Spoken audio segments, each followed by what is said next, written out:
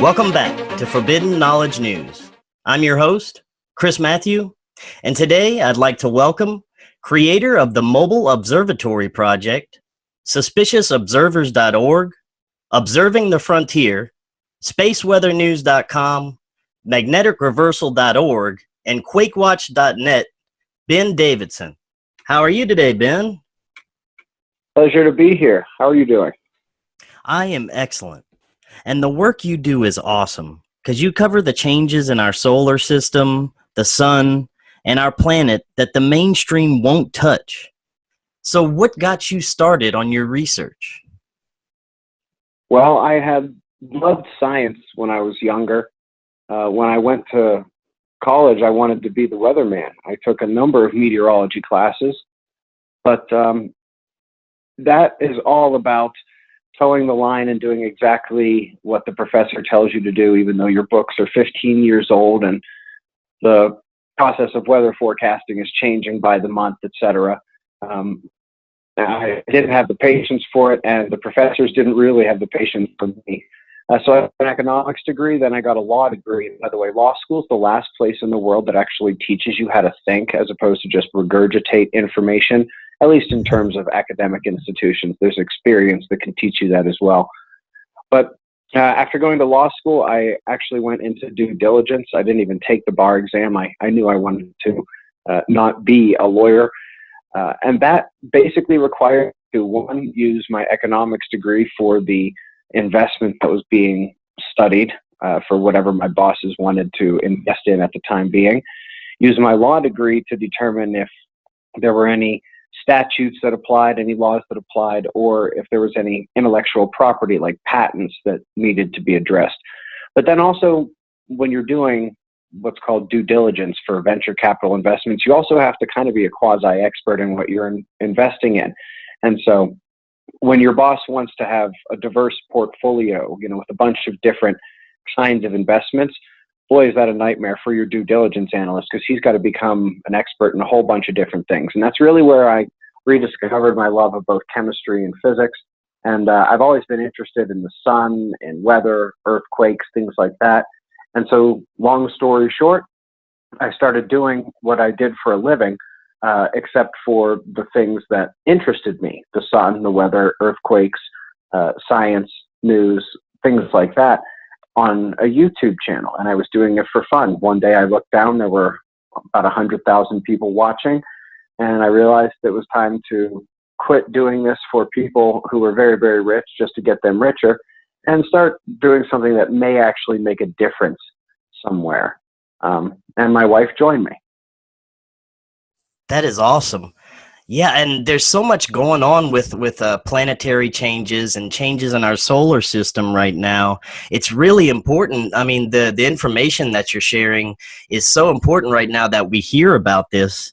And, I guess to start us off, one of the things I want to talk about is, when I was growing up in the 80s and 90s, we were always taught the main force that kind of rules the solar system is gravity, and it's all gravitational. And that's kind of starting to change now with, people researching the electromagnetic side of things. Would you agree? I would definitely agree. And it's changing at even faster paces the larger scale you go into the universe or the cosmos. So if you want to talk about at the galactic level or at the level where you're talking about clusters of galaxies or superclusters, things like that, it's changing across the board.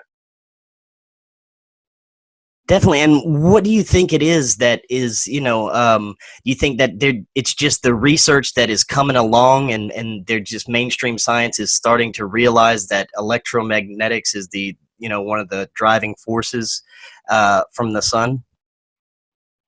Well, there's a whole range, sort of like a sliding scale of opinions on this topic. And they range from science is just doing their best and figuring it out step by step to for potentially nefarious reasons, the truth about things was sort of hidden for a long time. I come down generally somewhere in the middle.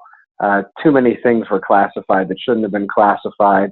Patents have, in a way, held up research when they should really be an economic thing for the person who did the invention. I won't go into a lot of that now, but the gravity is just such a seductive temptress on large scales for scientists, because it really does allow them to have these broad guesses for the sizes of stars and the sizes of galaxies and how many stars there are, etc., and basically make the math fit so that they can say, hey, this is going to work. Of course, it should have been a real big clue when they missed 95% of the universe and had to invent dark matter and dark energy, that there was something amiss, but they decided to stick with gravity for the most part, rather than look to enhancing the importance or the influence of electromagnetic forces, and specifically plasma,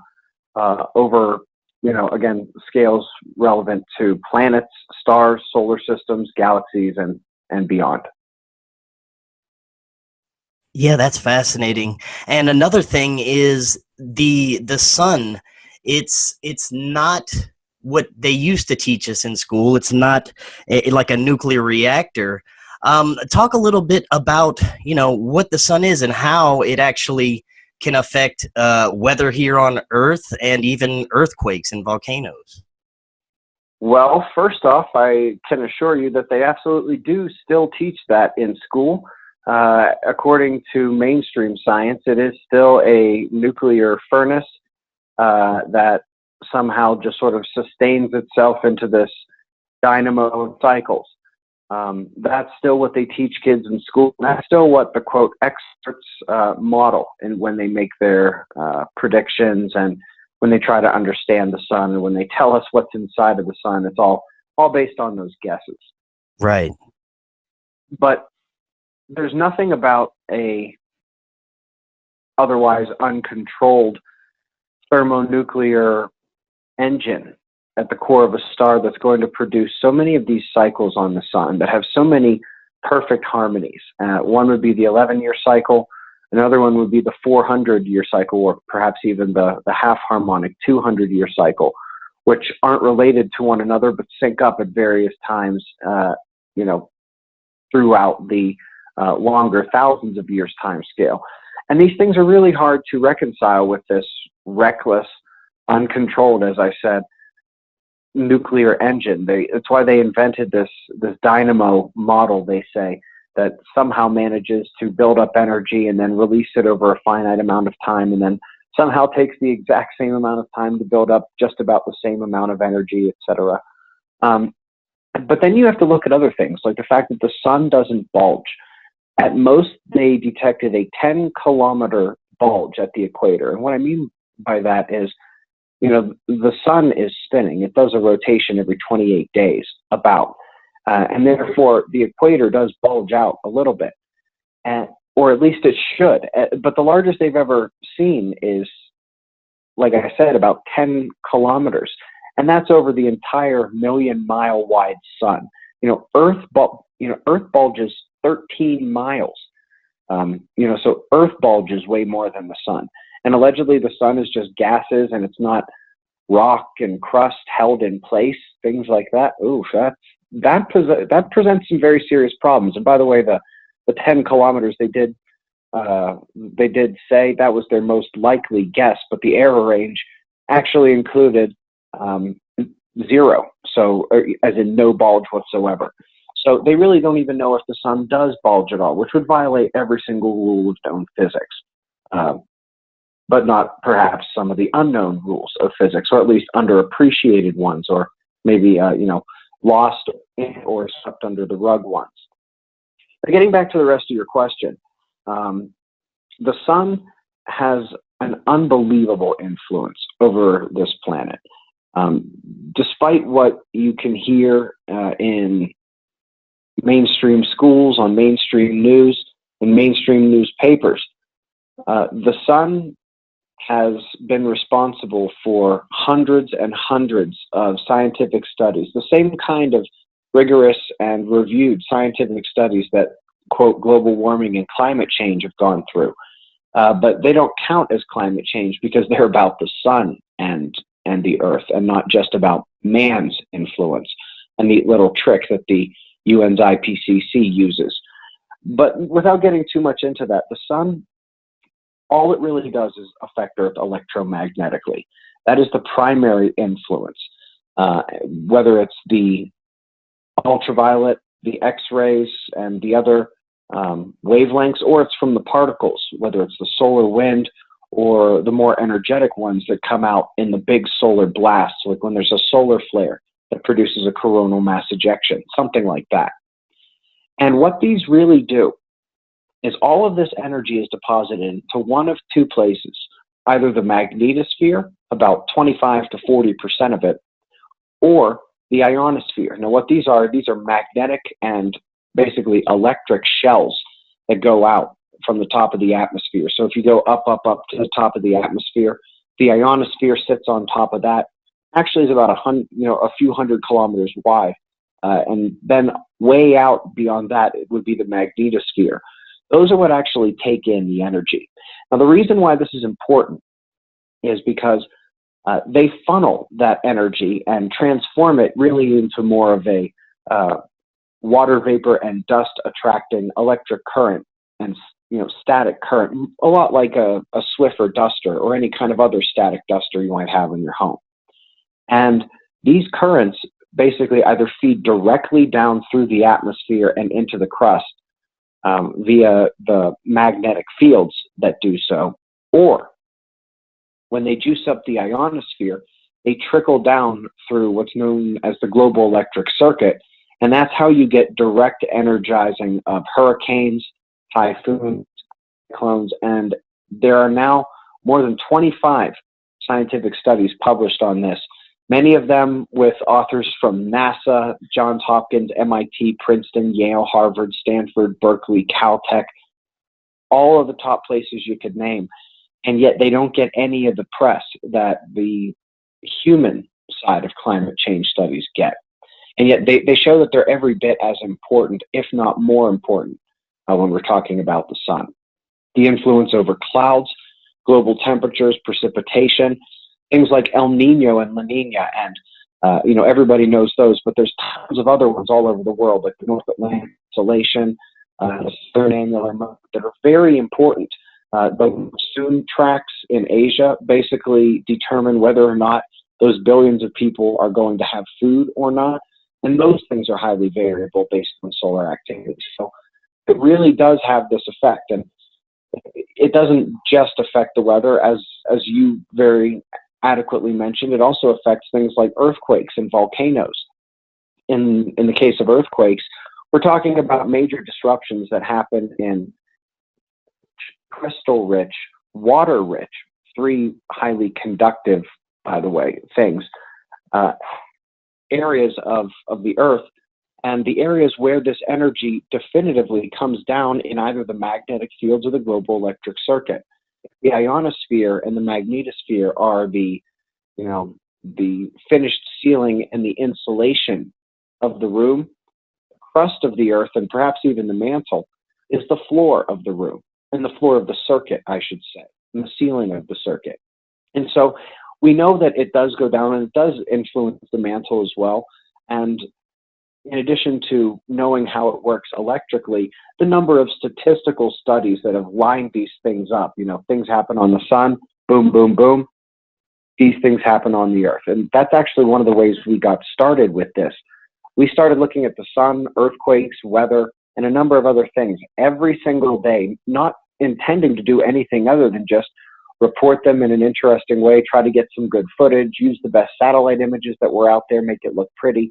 But all of a sudden, it was like stuff a third or fourth grader could realize. Wait a minute, every time this happens on the sun, this happens in the weather, and this happens in the ground. And so that's what the books have been based off of, the app is based off of, our two papers are based off of. And so you really summed it up there, and I suppose I just sort of dribbled on for a number of minutes. No, that's great information. But I suppose the very last piece of it would be the volcanoes, and it's been shown now in 3 very impressive studies that higher cosmic rays, whether they're coming from the galaxy, or it's the highest energy particles from the sun. Those are the ones that do make it down into the mantle. And if you guys have ever heard of those tiny particles that are so energetic that they can actually make it to the core or fly through the entire planet and not hit anything, those are the kinds we're talking about here. They mostly interact with the mantle, and they change the viscosity in a very significant way. And so they noticed that not effusive, but explosive volcanic eruptions are strongly tied with this. And it all makes sense electrically. It's just that, I mean, the ability to monitor cosmic energy and at the same time begin to understand its effects on liquid rock, miles beneath your feet, on atmospheric processes that that most weathermen admit are, meagerly okay at best. It's a very difficult task. It really is. But it's amazingly coming together from all different places in science. It is unfortunate that it's not getting as much of a voice in the news, but it's pretty clear that it's getting at least a small voice with some science-happy laymen on the internet, I would say.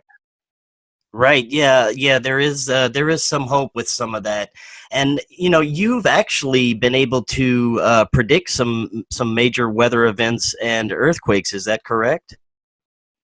Right. The best weather prediction we had, if anybody remembers back in 2017 in September when those hurricanes ravaged Puerto Rico. It actually started with Hurricane Harvey hitting Texas, and then, I think there was Irma, Jose. I'm forgetting one in there somewhere. But when Irma formed, that was when we had the strongest of strong signals from the sun that the storm would intensify and drive westward as hard as it could.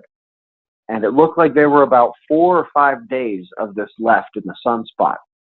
And there were only 3 days left of westward charging in Irma until it hit Florida. Now, because no weather model on the planet uses the sun, literally every single model had it missing Florida to the east, running up the Atlantic coastline and hitting somewhere between, say Jacksonville and Maryland. They were all over the place when you got there. But I said definitively, look, unless this sunspot just shuts down and stops firing solar flares, this thing will enter the Gulf of Mexico. And of course, that is indeed what happened. And literally the day it turned north was the day that sunspot finally, the way we say it, crested over the limb, which basically means in the sun's rotation, the sunspot just rotated out of our view. Kind of like we do. If you were standing on the sun looking at somebody down on the earth all day, well, the earth's rotation is going to take them out of your view at nighttime for that person anyway. So same kind of thing. That same day is when Irma turned north. In terms of whether or not a tropical storm is going to intensify or fade, whether or not a storm is going to march northward or southward or hold its track, those things have been very, very successful, very, very successfully predicted just using the sun. The earthquakes are a bit harder because you have to use the weather and you have to use infrared sensors on a global scale as well, in very complex ways sometimes. But yeah, it has been done. You mentioned QuakeWatch.net at the start of the show. That's a really deep topic, but a lot of it is there and actually pretty well synthesized concisely at that website. So I would say that's a pretty good resource for electromagnetic quake forecasting.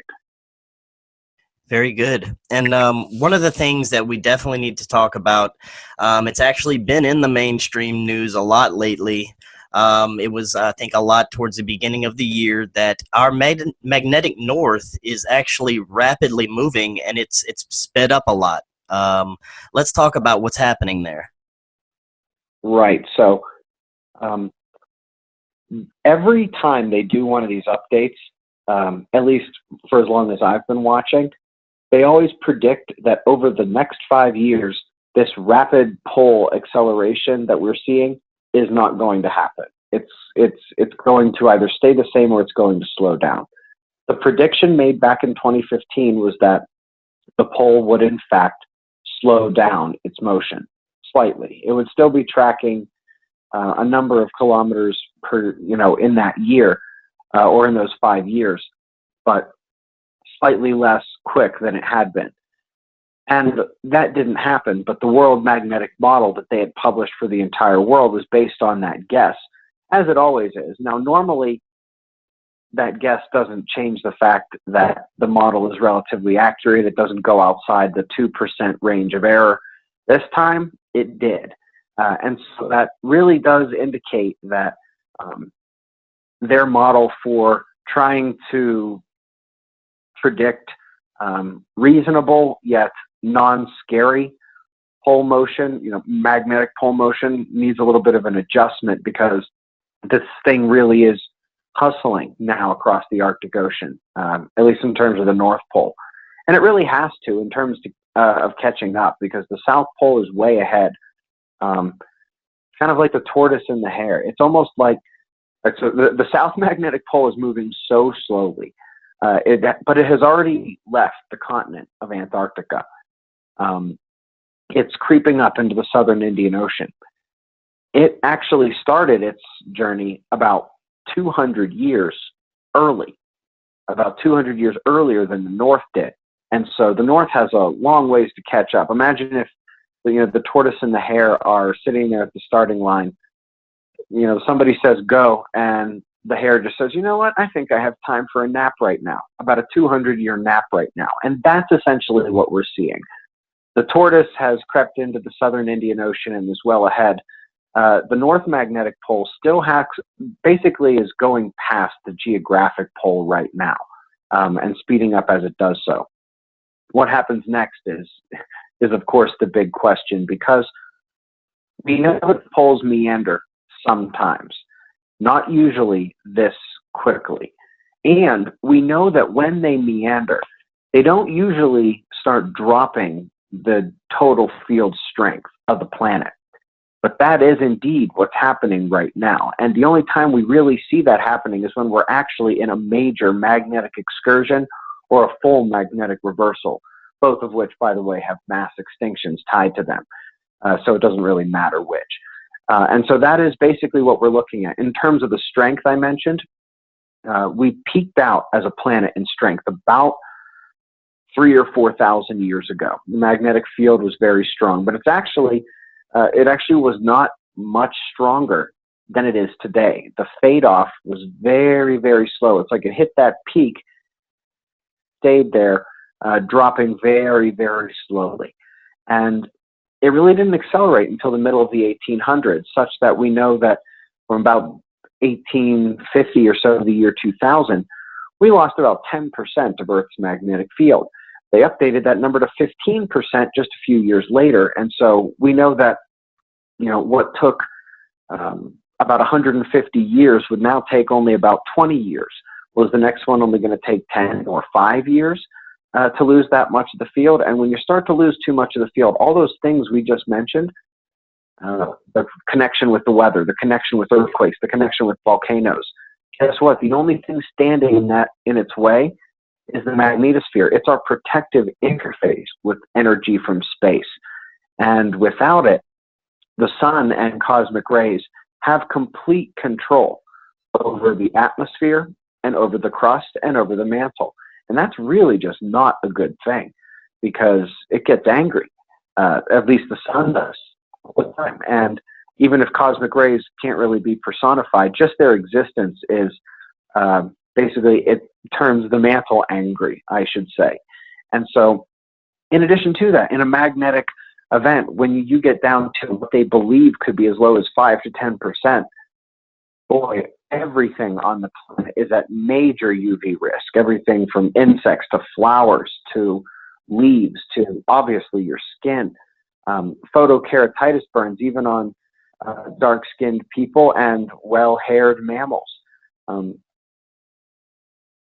even if we're talking about things that live in the sea, which are shielded from the UV, the microalgae at the base of the food chain is not. And so they've shown that it has significant vulnerability potential to UV rays. Not to mention that microalgae under strong magnetic fields gets larger and more nutritious. So with less magnetic field on Earth, it would be smaller and less nutritious and under UV stress, which is quite a challenge base of the food chain for the entire ocean. Not only what's going to happen to the insects. So this is why. Ben, hold on. You're breaking up there. Just back up a little bit. Say, so you can see why there's all of the stress on different parts of the food chain, but also nature begins to attack because the weather, the earthquakes, the volcanoes, they do things that just don't happen when Earth's magnetic field is strong. Now, magnetic reversals have happened many times throughout our history. You know, let's talk about the possibilities here that could possibly knock us back technology-wise to the 1800s, right?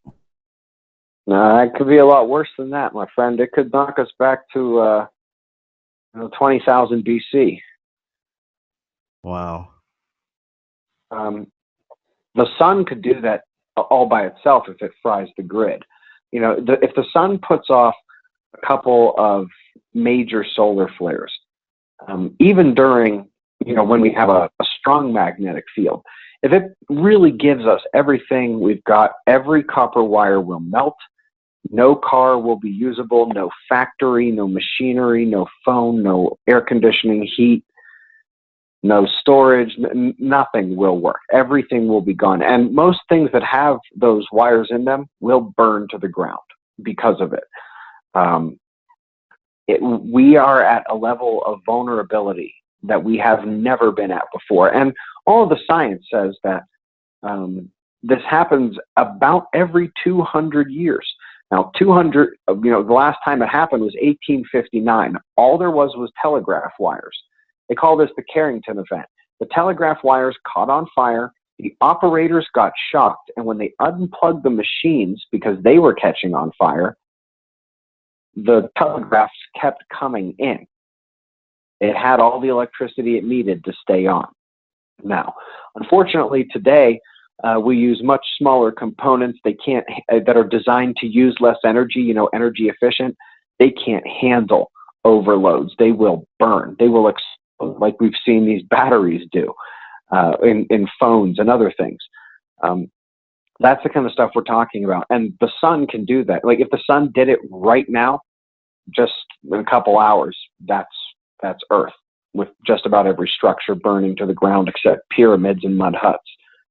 With a magnetic reversal, it's much, much worse, because in that case, the sun is also taking control of the atmosphere, taking control of the crust. And one thing we know from the surge deposits and fossil records and the ancient stories is that there are great inundations of the sea. Basically, it seems like the ocean just comes out of its bed and attacks the land.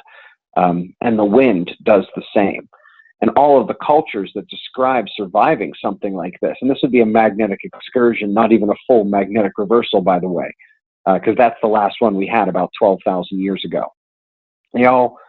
All the stories and all the petroglyphs, the cave paintings from that time that we think are describing an unbelievable catastrophe that they somehow managed to survive and felt it was worth remembering through time in the rock. There are solar images all over it that really would be what an ancient person would think to draw if the sun just started to go ballistic with solar flares or worse. I've come to believe that our sun may be a long-term recurrent micronova. And this is going to hit your ear very strangely at first, but let me just sort of pitch it to you. We know that there are 11 recurrent nova in the Milky Way that we know about, one in the Large Magellanic Cloud, and one in Andromeda, for a total of 13 recurrent nova. These stars go boom again and again in nova style. Now, they're not supernova because the star isn't destroyed, but they're at a lower class of it. Now, what astronomers tell us is that they are 99.999% certain that that list will do nothing but balloon over time. We have only been watching for about 100 years, and these things span the range from going boom once a year, which would be the one in Andromeda, to once every 96 years, which would be they saw a nova a long, long time ago, and they actually just saw it go boom about a decade ago. And so they just realized, oh, wait a minute, that one's a recurrent nova. Well, they say the list is going to grow because these things probably have very, very long cycles that we don't know about as well. They say that many of the nova that we have cataloged in the cosmos now will go boom again someday, and we will realize that, that was a recurrent nova. Let's watch for it again. And they also believe that there are some with hundreds to thousands, if not longer, timescales that we have not even seen nova once. And if we were to see that happen tomorrow, we would not know for hundreds to thousands of years more that it was a recurrent nova. That is official mainstream science. And so the question is, at that point, how do you know the sun's not one of them? And based on some of the nova that we do know of and we do see, some of the smaller ones, they're not solar system killers, which makes me think that over the long, long scale and the things we haven't seen in the cosmos, some of those long-term ones might put out even smaller nova. I have no way of knowing because the sun images that are carved and a lot of the evidence, and a very, very convincing guy named Doug Vogt, who's put together literally decades of work on this stuff with a group called the Diehard Foundation. It's exceptionally convincing, and you can't really turn away despite how much you want to, and despite how much I wanted to for the majority of my entrance into this hypothesis. But something like a major solar event, a major super solar flare, or literally a micronova from our star, seems to be blamed on all of these catastrophes. And that's where a lot of the evidence seems to point in a lot of the cases. And what's more interesting is we have magnetic reversals correlated with those timelines as well, which makes you ask, is it the sun and something going on with the sun that's aiding or triggering the magnetic reversal of our planet? And then you realize, well, wait a minute, the Earth has been in this cycle and has been sort of changing its magnetism for quite some time, and we're obviously not seeing a major solar blast. We didn't get one to start this. Well, what could it be? Well, I have a question. Have you seen any of the catastrophe cycle videos? I don't believe so. Okay, so are you familiar with the Adam and Eve story that was classified by the CIA? I was actually just about to ask you about that. Right. So the Earth Catastrophe Cycle series is a 23-episode series on our YouTube channel, basically starting from that point and investigating scientifically in all the different rabbit holes that we could dig. And so essentially here are the facts. At a time when literally people had been writing about this global catastrophe for hundreds of years. Just a few years earlier, a well-known professor named Charles Hapgood and Albert Einstein had sort of worked together to publish their own theory of how it worked, not questioning whether or not it happened, just what was the mechanism? Why did Earth have this repeating cyclical catastrophe?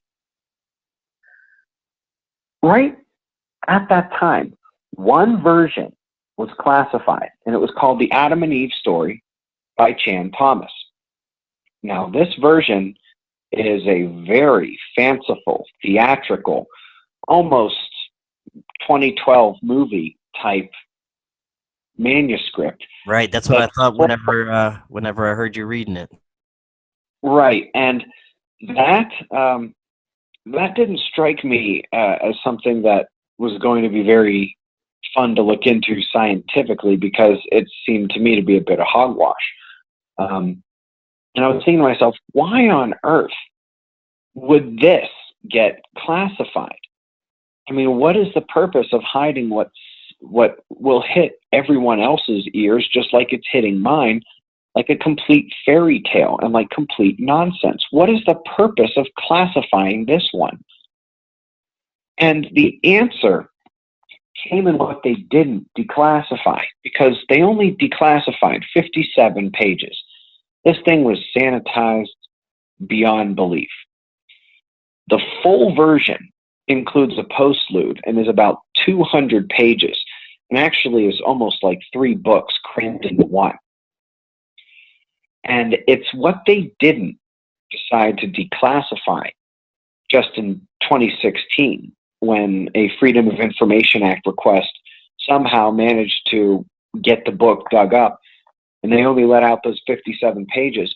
One of the things that they had kept behind the wall was the notion that it was a galactic trigger. And what was amazing is we found that original work, the original 57-page release, and then it took a very long time for us to actually find one of these books, a book that was more complete, and send somebody to get it, and then, make a PDF out of it. And it was literally months before I never even knew the first word outside of those 57 pages. And we were already, I think, 19 or 20 episodes in, looking in a number of different directions. But one of the directions was this idea that, wait a minute, we can't deny the fact that the sun seems to go boom here. And since the magnetic reversal of Earth can't trigger the sun, it would have to be the sun triggering the magnetic reversal of Earth. What do we account for in the fact that the cycle seems to be already starting on the planet? And the only idea we could come up with was that we were crossing the heliospheric current sheet, basically at a galactic scale, though, the galactic current sheet. Now, let me tell you essentially what this is. Folks who were around in 2012 might remember this idea that we were going to cross the galactic equator and go from north magnetism to south magnetism, and it was going to basically flip the polarity of the solar system, flip the polarity of the Earth, and we'd have a magnetic reversal.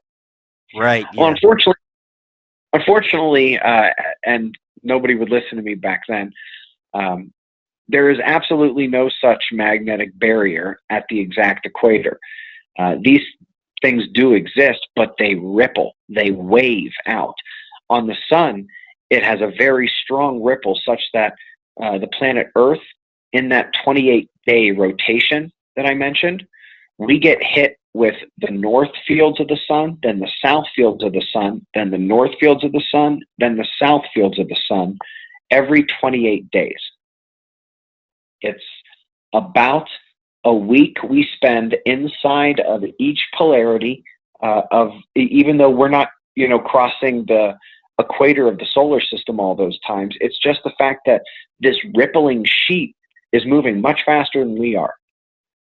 Now, and all you need to know to clarify that is it takes us 365 days to go around once. It takes the sun 28 days to go around once, which is why its magnetic current sheet hits us as opposed to us crossing something. It's never us crossing something. And so it's not the sun or our solar system crossing something, because it takes us millions and millions and millions of years to go around the galaxy, not to mention the fact that we are about 17 million years north of the galactic equator and still going north. And so nowhere near. But it doesn't matter if we're a little bit north, a little bit south, because the center of the galaxy is spinning a lot faster that. Trust me, it doesn't take, millions and millions of years for it to do one rotation, which means that its current sheet is going to hit us, not we are going to cross something. And so what does this current sheet look like? Well, now instead of picturing, the little tiny room I mentioned before with the ceiling and the floor, imagine that there are no walls and just the floors go out forever and the ceiling goes out forever. And now imagine it's in a wave. Now the ceiling is an electric barrier. The floor is an electric barrier. And there's an abundance of charged particles, dust, asteroids, and other large objects, kind of like you'd see in the rings of Saturn. That stuff's going to accumulate within that area as well. To the north of that little room, if you could break through the ceiling, it is much less dense, but you're exposed to the powerful northern magnetic fields. That central area is kind of a null zone. If you could break through the floor, you'd be exposed to much less dense area and the powerful southern galactic magnetic fields. But in the middle there, things are very different. Magnetic field strength begins to weaken as you head towards that central point. There's more charged material. There's more dust. There's more impactors. And so, for the sun, it probably wouldn't happen until we actually cross that exact central point, or maybe until we bust through the other side, or the other side busts through us, I should say, and we come into the other hemisphere's magnetic fields. But the moment we entered that current sheet, that little room I mentioned before that goes on forever, as we are breaking through the ceiling and going towards the floor, right in there, that's when Earth's magnetism begins to change. And so it's the kind of thing where it all does lead up to a crescendo, but there are processes on the sun that are leading to that major event that we don't necessarily see now. Or maybe we do. Maybe it's those cycles, like a clock. And when they do sync up on the longest of scales is when it happens. That's how you make the grandfather clock go ding, by the way, or dong, or however you'd like to think of the grandfather clock. Well, what makes the sun go ding or dong? It's not every time the little hand runs all the way around. You have to wait for, how do you make this thing go ding 12 times, the big ring? Because we know that the sun on these smaller scales, it has smaller scale flares as well. At 1 o'clock, at 3 o'clock, at 7 o'clock, yeah, there's dinging going on from the grandfather clock, but it's nothing like what happens at midnight when everything finally syncs up. And so what's amazing was when we finally got our eyes on that postlude and we saw what the government first initially classified, and two, when they declassified the thing, still didn't deem fit for our eyes. It was that exact same idea, except Chan Thomas was using the very, very old concept of a magnetic null zone. It's not an inaccurate qualitative way to describe it, but in fact it is the galactic current sheet. And the moment I saw magnetohydrodynamics and I saw magnetic null zone in the postlude, I knew exactly that he had come to the exact same conclusion, that the same thing that we know for an undeniable fact happens to the planet Earth as the sun's magnetic field and current sheet whip around the solar system will happen to our sun as the galactic version of it hits us. And it's not us crossing something. It's going to hit us. And basically we're either going to, bust or enter that, quote, magnetic null zone, but it's really an electrically charged area. There's not as much magnetism because it's being taken up by the dust and attracted by the plasma and other things like that. It's in more matter form rather than fields and energy. And so there's a serious question about how long we have until this happens, because scientifically, it almost has to happen. And just to give you an idea of what this will do to the sun, happens to the Earth, it can actually cause a full geomagnetic storm. There can be minor GPS disruptions. There can be strong auroras, the northern lights. We notice voltage induced in the ground and in the atmosphere. And we're talking about that on a galactic scale for the sun, which only puts out electromagnetically. And so the best description of what happens when Earth gets hit by the suns is an electromagnetic disruption, an energizing of the Earth. I don't see why it would be any different when it happens to the sun on a galactic scale, and it has to. And it's the only way to account for all of the evidence that people have been trying to put together, literally since the late 1600s. There have been names who have been doing this, through the 1700s, 1800s, and it included Albert Einstein, who, again, didn't even question whether or not this thing was real. It was just, how does this happen? Because the evidence that we do see is so preposterous. Every 12,000 years or so, if you wanted to broaden that scale, every 10 to 15,000 years, something literally, planet, a ride that it can barely handle. And it is amazing that humans manage just to come out of it, actually. But the amazing thing is that we do manage to survive every single time this happens. And we have records of this 12,000 years ago, 24,000 years ago, about 36 to 40,000 years ago. The next ones are kind of weak there, but 72,000 years ago is very strong. The 84,000 years ago, and then the one that's like 115, the Blake magnetic reversal. That one must have been absolutely horrendous. That one actually began the last glacial period of the planet, which was quite an unfortunate thing for anybody who happened to be on the planet at that time. Now, supervolcanoes, should we be concerned about any supervolcanic eruption in the near future? I have concerns about Santorini in Italy. I have concerns about a couple along Oceania and Indonesia. I don't have very much good news for the United States, but one place I have good news for is I think Yellowstone's broken. It's the only supervolcano that has the pressure release system like it does.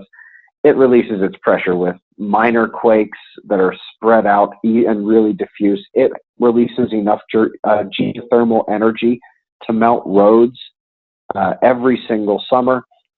Not to mention, it has all of those geysers. I mean, it's not the only place in the world that has geysers. It's the only supervolcano that has this many geysers and this much pressure release system. I think that the last time it blew, it may have actually broken itself. It may have destroyed too much of the crustal area, too much of the subterranean area. There's a lot of the evidence that there's a downflow of magma, if there's even a very strong chamber there to begin with. It could just be that when it erupted last time, it was a true surge from the deep mantle. But it's not going to matter. If Santorini goes, if one of these ones in Oceania goes, it's really just not going to matter. It's going to be the same kind of thing. The world will not see the sun very well, and that goes for the plants and everything else that require it for quite some time. Certainly long enough to drop the temperatures on the planet in a significant way. I don't know how bad it would have to get for one of these super volcanoes to actually blow in terms of cosmic energy. I do know right now, none of them are really rocking and rolling.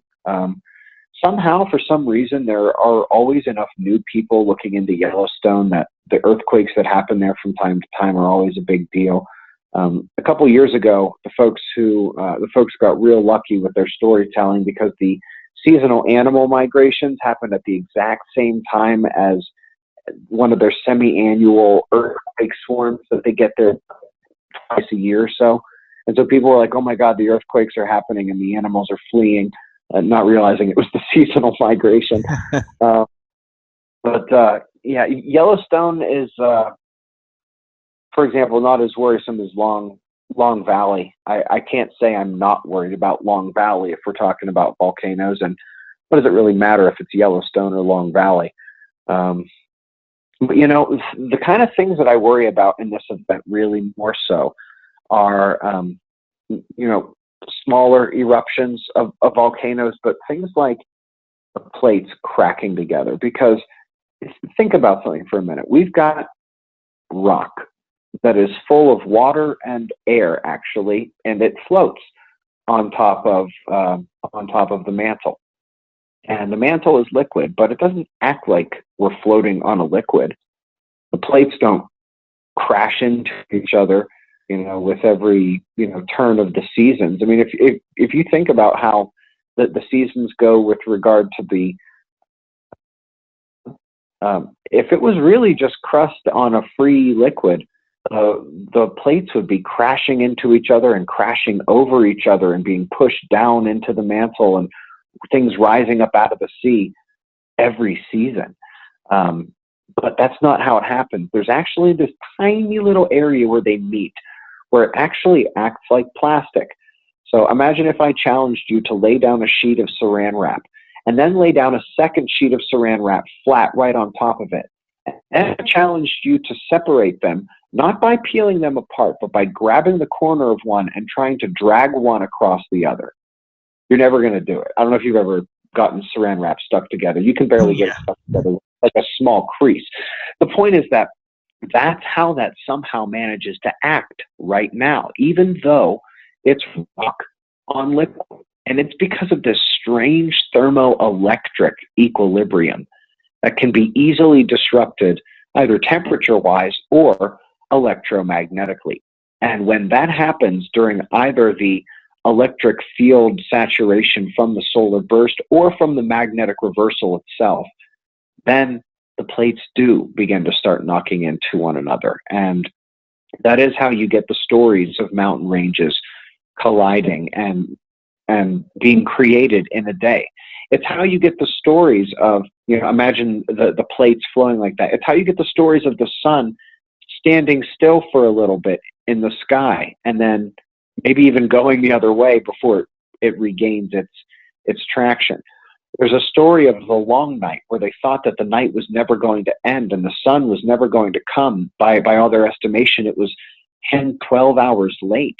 The only way to do this is that literally that lock that the mantle and crust have at the low velocity zone, they call it, between 80 and 200 miles down or so, or I'm sorry, kilometers down. When that gets disrupted, these plates can twist and turn and do all kinds of strange things. And the stories of Atlantis, Mu, and Lemuria are probably not invented. These lands were probably above the ocean 12,000 years ago, and then they sank into the sea.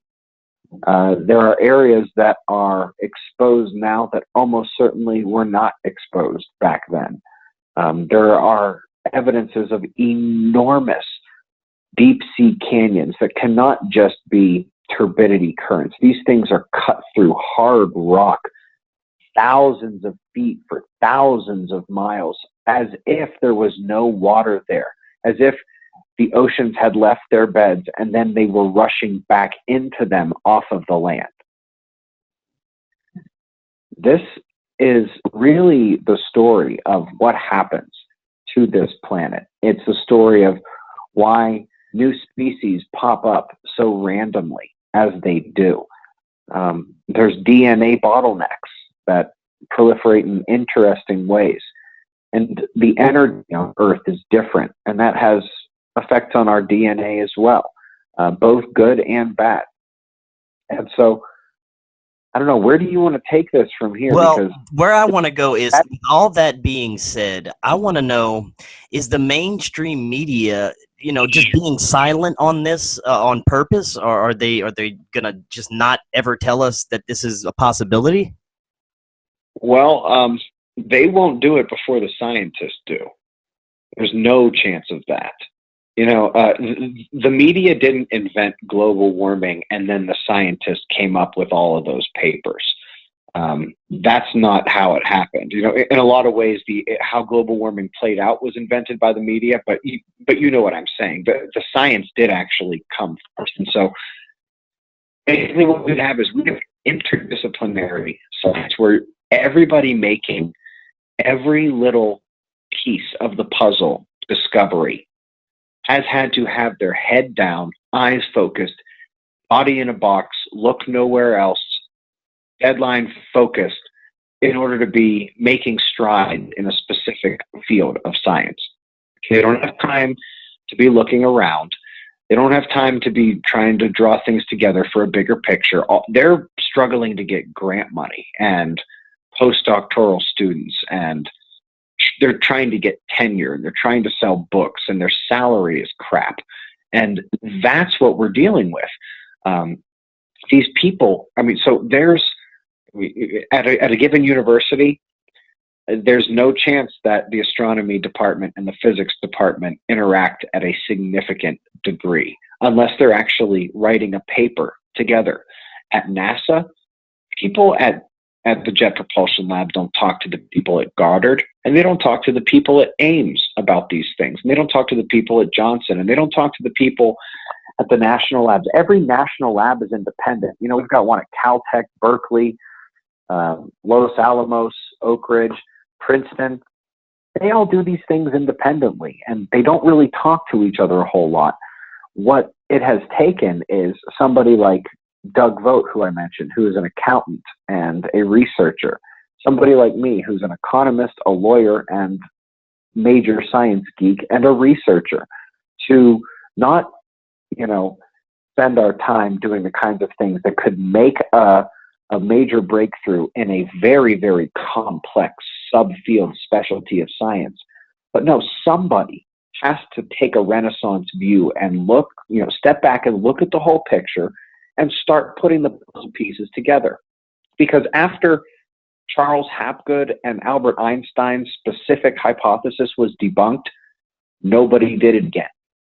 It's like science completely forgot it, to the point where most scientists don't even think this is really possible. It's almost like it's below willful ignorance, but they won't even look at it, truly. And so there's no chance the media is going to say a word about this before science does. And science isn't built to do this. Science is built to have ants doing a very specific job and doing it very well. And then people are supposed to come buy the patents and then sell stuff to people through advertisements and fancy posters and other things like that. That's how it's being worked, how science works now. And there's nobody doing this Renaissance view. There's thousands of new discoveries and hypotheses and interesting and conflicting observations every single year. The major models of the universe don't include them. It's too much to handle. The supercomputers required just to do this once were unfathomable. And now they've got to account for what is literally tens of thousands of new observations and equations coming out on a monthly basis. The task has become covertly unmanageable, covertly unwieldy. And by covertly, I mean they're not telling the world just how unsure and scared and screwed they feel. Not that anybody, gave them a raw deal, just that position. They've dug themselves such a hole in this. And it's not through anything nefarious necessarily. It's just that this is just what happens when you follow the wrong path too long. Eventually, one note can destroy a whole symphony if it's off. And that is what we're looking at in science right here, to the point where make you say, oh, let's just wipe the slate clean and let's start again. And in a lot of ways, we kind of have to get these things right. And since we don't have the guts to do it ourselves, the sun and the galaxy are going to do it for us. Now, do you think it's like in the movie 2012 where the elites have their underground bunkers ready and they're prepared and ready to go at any time? The people who got fooled into building, these super expensive ones, the people who bought missile silos, those people are in major trouble. They're not going to survive what's happening. But there's a reason why there are enough mountains hollowed out and tunnels in the United States to fit half the population. And that's just what we know about. We're not supposed to know about any of it, but the stuff has gotten leaked. You can't exactly hide the entrances to Cheyenne Mountain and things like that. People admit that they work in the underground city in Los Alamos, things like that. So I can't imagine what we don't know about. There is all the evidence in the world of massive preparation and massive secrecy, and I can understand that. If I was them, one, I don't want people asking questions. I don't want you guys interfering with us trying to save your lives. And three, things are going to be really, really fun after this. I don't know if we're actually going to make it. You have some fun while you can. People don't generally like that idea. People take a lot of comfort in the notion that government is evil and that every single elite is evil and there's this plan that's like out to get them. It's a fun little fantasy that I explored and researched, and I will admit now, wanted to believe with all my heart. But unfortunately, it only applies to about 20 to 30% of the elites, and not the ones in power either. It doesn't mean they can't do some very bad things, and they do. But for example, George Soros isn't the president of any nation. He doesn't control any secret society. But people like him and the Rothschilds are all you when you talk about like elites and things like that. Even when they talk about corporations this, corporations that, I always end up hearing the Rothschild's name and George Soros brought up. It's interesting. I went and I tracked back the initiation, when that actually started on the internet. The bombardment of those two names as being evil players happened the same week. And it happened a day after they both pulled all their money out of oil and really pissed off Rokfin. So are they on the same side? Is it a coincidence that those things happened the day afterwards? And the day after that, the Rothschilds and then Soros? Was that them getting spanked? Are we still getting spanked today? It's not like the Rockefellers aren't getting spanked and big oil isn't getting spanked and all the corporations aren't getting spanked, at least in our discussions, but I don't think they really care about our discussions. It's not like we're on Fox. It's not like we're on NBC. And it's not like anybody really listens to us because we use emotion and screaming when we're online and we're making our points instead of facts and logic and calm arguments. I guess the point is I see every evidence in the world of them thinking we are stupid children. Whether they feel a parental guidance over that, or they see us as cattle to prop up the top of the pyramid even higher, doesn't matter. They clearly are storing enough space and food and seeds and other things to make sure we don't die, or at least they're going to try. And there's no evidence, not one piece to the contrary. There's plenty of idiots online spouting things to the contrary, but there's not any actual factual evidence against what I just said. All the evidence suggests they know what's coming. All the evidence suggests that they're preparing for what's coming. All the evidence suggests that they have way too much preparation and space for what they publicly admit to be using these things for. And this thing happens about every 12,000 years, and the last one was somewhere between 11,900 and 12,000 years ago. So that's really what's going on. Now, I don't like the idea of being in Cheyenne Mountain. I don't know how much I like the idea of trying to find a cave that I know is 1 million years old and has survived half a dozen or more of these things. And I can bet we'll survive it again. I won't have any guarantee it won't get flooded with lava or water, or I won't be buried under thousands of feet. And why they've been inventing those lasers that can cut through ice so efficiently. I don't know. Right. Now, for the last few minutes that we have, why don't you talk about some of the ways that we can individually prepare for what's going to happen? Right. So, man. Wait, Ben, you're breaking up a good bit again. No, I apologize about that. So, It's okay. If we consider that not everybody is going to be able or willing to follow a military person underground, because there's a lot of people who would never do that in 1,000,000 years. There is evidence in the petroglyphs and otherwise that people survive this thing all over the world. And here we are talking about it. So, ancestors, or we are both, the descendants of survivors. We have survivors in our ancestors before them. Literally, we are just survivors after survivors after survivors. That's what our DNA is.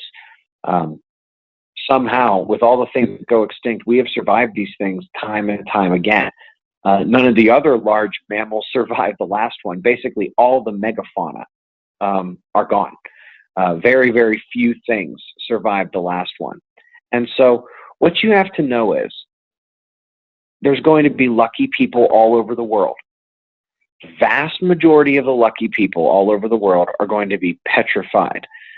And then there's going to be a few of the lucky who are going to be prepared. And that involves more than just what you think of normally happening: food, water, perhaps weapons, clothes, provisions, seeds. Make sure that you don't rely on anything that's digital or requires batteries or electricity, because we're probably not going to have it.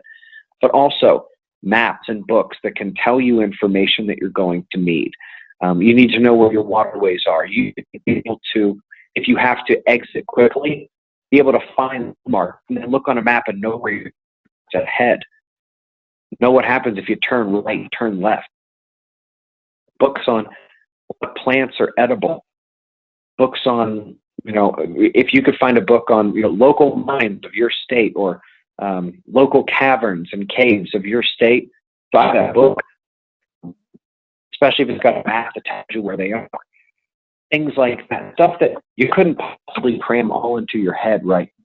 Pre-industrial farming, natural childbirth, the physician's desk reference, all the things that you won't have access to.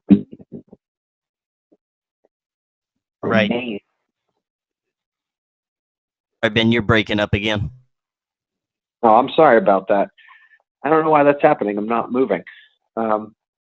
But yeah, essentially all the things that you won't have if and when this happens again. And I suppose, I shouldn't say when, because for all I know, the Earth might be sick of this cycle. For all I know, the Earth is alive, and it's going to send the magnetic poles back to where they belong right now as I'm talking to you. That's not where I'm putting my money. I'm putting my money on the history of Earth, the cyclical nature of the Earth and the sun and the galaxy, and on everything that's been happening for the last few hundred years. Our ancestors who told stories and were smart enough to survive somehow. And they told us what happened to them. We should really, really listen, because we built literally geometry, architecture, philosophy. Our entire world is built on the knowledge of some great, great geniuses in the past. And yet we take what they claim is their most important story and we treat it like a fantasy, like they made it up. They didn't make it up. All they did was blame gods because they didn't know what else to do. They didn't have a frame of reference. They blamed gods for what was happening all around them because it was like the end of the world. It was like the gods had forsaken them in their experience. But all you have to do is realize who they were. They were uneducated and ignorant from our perspective.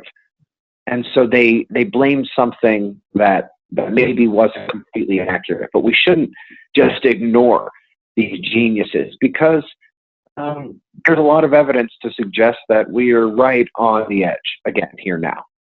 If you look at the magnetic field and how it's changing, we're just a couple of decades away at the current rate if it doesn't accelerate anymore. And I don't know why it would. Very good, Ben. Now, I want to thank you so much for joining us today. That was very important. Great information for everybody to have. Is there anything upcoming interesting for you that you'd like to talk about before you head out? The best thing you could do, it's free every morning on the Suspicious Observers YouTube channel. Update all of this stuff, what the sun, Earth is doing, space news. The Suspicious Observers YouTube channel is where all of this stuff is happening. And again, it is free. Very good. Well, thank you so much again, Ben. And I'm definitely going to have you back on, because there's a lot more stuff that I wasn't able to get to. I apologize about that, and for the breaking up of the call at times. No, that's okay. We just wouldn't have had enough time anyway. There's so many fascinating things we could have discussed, but definitely I'll have you back on. Well, awesome. It's been a pleasure talking with you today.